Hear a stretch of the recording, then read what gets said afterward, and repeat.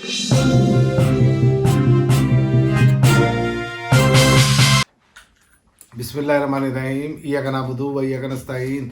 अल्लाह तेरी इबादत करते हैं और तुझी से मदद मांगते हैं। नाज़रीन, आज बात करेंगे एक तो तहरीक इंसाफ का बल्ले के निशान के वाले से जो चैलेंज किया है, और दूसरा एक जानिब धड़ाधड़ कागजात मंजूर और दूसरी जानिब मुकदमात, और तीसरी खबर ये है कि कैंपेन का आगाज़ हो गया है इलेक्शन, और सलमान अकरम राजा और उस्मान डार की वालदा मैदान में इब्तिदा पंजाब में उन्होंने कर दी है, और तीसरा जो असल हक़ाइक़ हैं वो सामने आ गए हैं। सबसे पहले बात करते हैं तहरीक इंसाफ के जो बल्ले के निशान के वाले से है।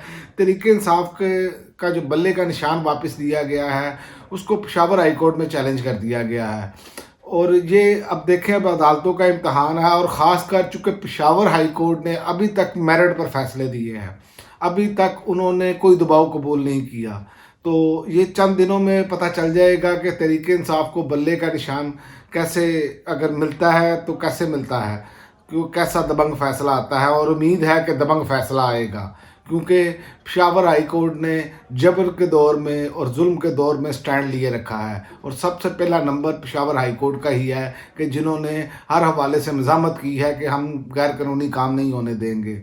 और दूसरी बात ये है कि बल्ले के निशान पर एक और सवाल खड़ा कर दिया है, वो किया है परवेज़ खटक ने, कि उनको ऑफ़र की गई कि बल्ले का निशान आप ले लें। बल्ले का निशान तो अब छीना गया और उनको पहले ऑफ़र कर दी गई। इससे आप अंदाज़ा कर लें कि ये कैसा लंबा चौड़ा प्लान था, लंदन प्लान। ये ऐसा शख्सियत जिसने लंदन प्लान बनाया था, उसमें ये सारा कुछ बता दिया गया था कि ऐसे ऐसे हमने चीज़ें वापस लेनी है।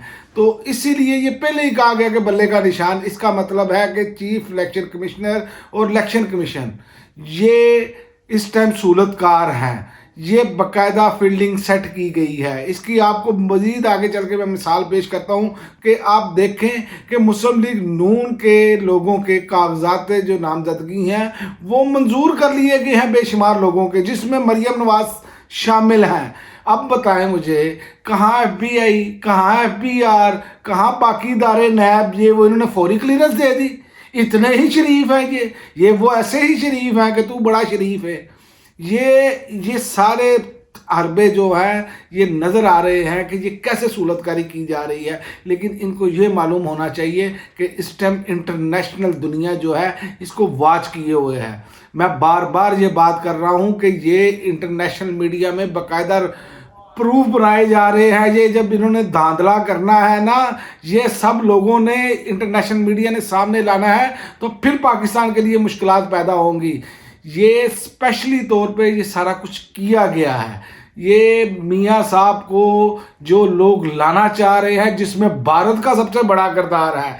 भारत चाहता है कि मियाँ साहब आएँ, क्योंकि ये वो लोग हैं कि सिर्फ हमने तिजारत करनी है, हमने तो इस पर बात ही नहीं करनी, इन्होंने तो चौधरी तस्लीम करना है भारत को। और इमरान खान का मसला ये है कि इमरान खान कहता है कि जो पाकिस्तान के मफाद में होगा, पाकिस्तानी अवाम के मफाद में होगा, उस पर चलेंगे, उसके तहत फैसले करेंगे, चाहे वो अमेरिका हो, चाहे वो भारत हो, चाहे वो दुनिया का कोई भी मुल्क हो।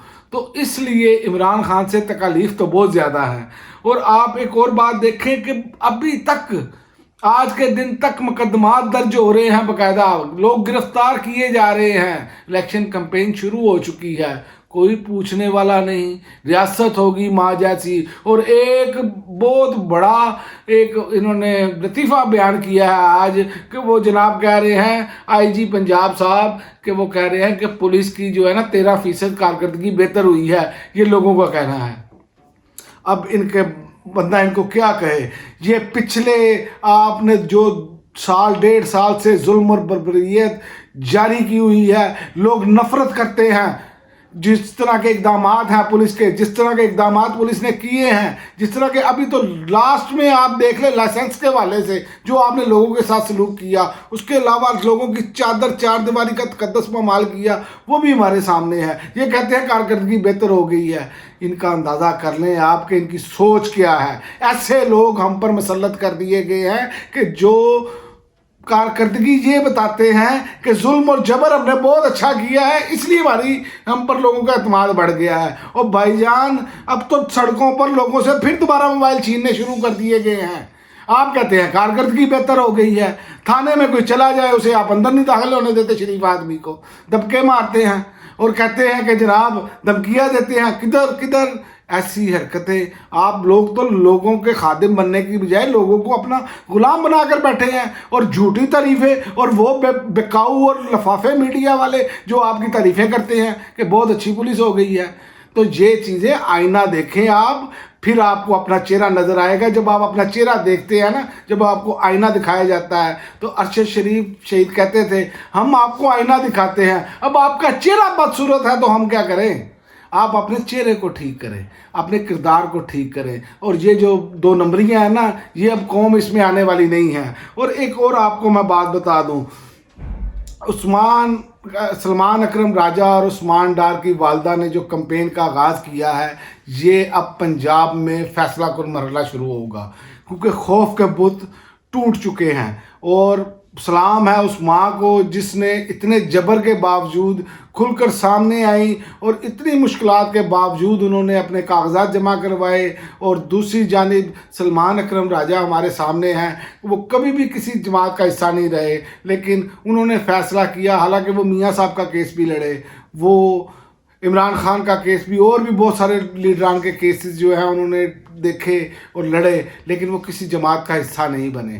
لیکن انہوں نے دیکھا کہ ایک شخص کے ساتھ بوگس مقدمے اور ظلم اور زیادتی، ہر طرح کی ناانصافی کی جا رہی ہے، لہٰذا انہوں نے اپنی ضمیر کی آواز پر تحریک انصاف کے ساتھ جڑنے کا فیصلہ کیا، اور تحریک انصاف کے ٹکٹ پر آج وہ الیکشن لڑ رہے ہیں، اور انہوں نے کمپین کا آغاز کر دیا ہے۔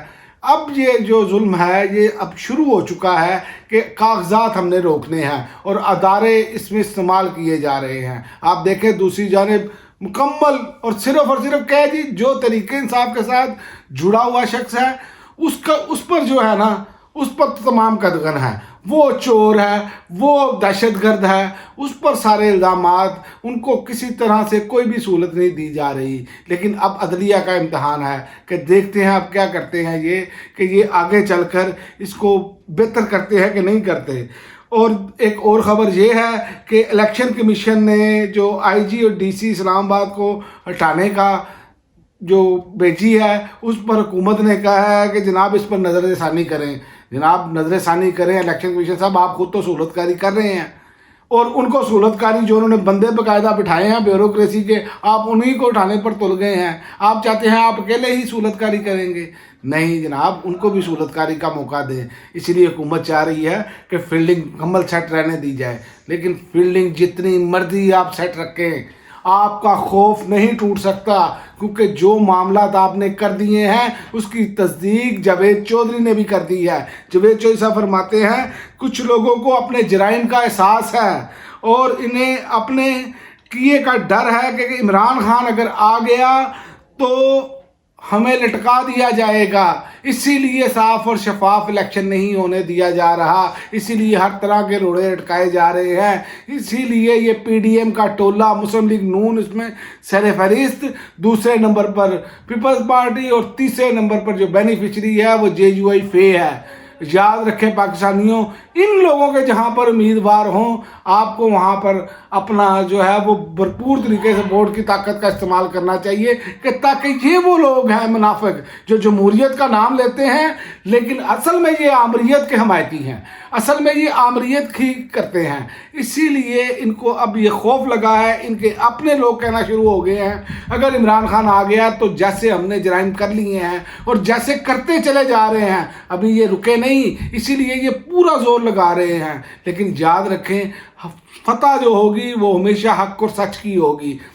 انسان جتنی مرضی اپنی تدابیر کرے، لیکن بہترین تدبیر کرنے والی اللہ تعالیٰ کی ذات ہے۔ یاد رکھیں، آپ صرف اپنے الیکشن والے دن کو فوکس رکھیں، اس دن آپ نے ووٹ ڈالنا ہے، یہ نشان عبرت بنتے نظر آ رہے ہیں۔ اب تک کے لیے ناظرین اتنا ہی، اجازت دیجیے، اللہ حافظ۔